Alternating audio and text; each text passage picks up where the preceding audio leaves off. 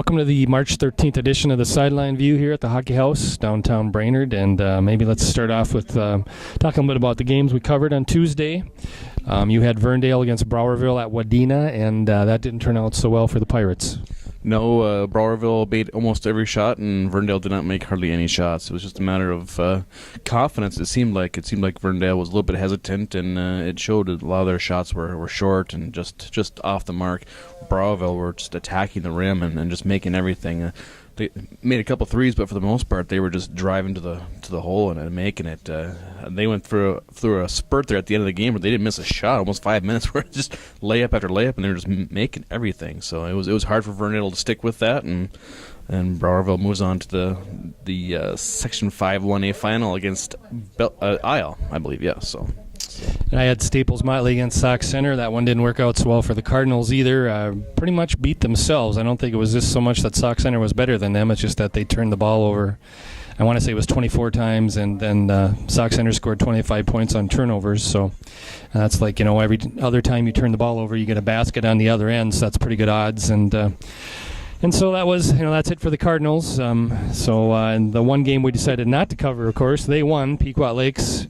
The only reason we didn't cover it, though, is because it was in Bagley, and we didn't want to drive to Bagley. So it was out of our, with two of us, we can only go to 2 games out of 3, and we had to pick one, so we picked the closest we could go to. So that's the way it is. But so Pequot advances. We'll cover them Friday night at Concordia.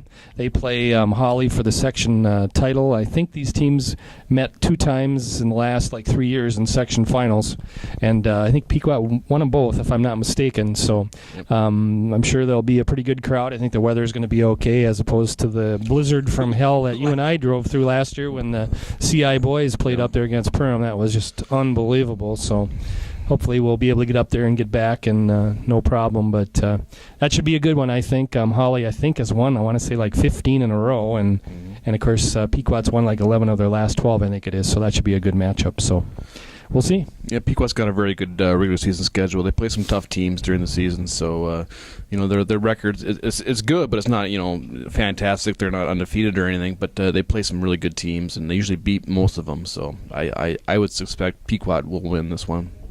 And also this weekend we have coming up our all-area boys basketball team, our player of the year. And so that'll be, look forward to that in Sunday's edition. Any hints, any clues you want to drop out there? Or? For the first time for this school to get an all-area or all player of the year, so hold your breath. So if you're Pillager or Crosby or Brainerd, sorry. The mystery could be Dan Anderson, owner of the Hockey House. Who knows? He could be the player of the year. We'll see what happens. I heard he was a good dribbler, but not with a basketball.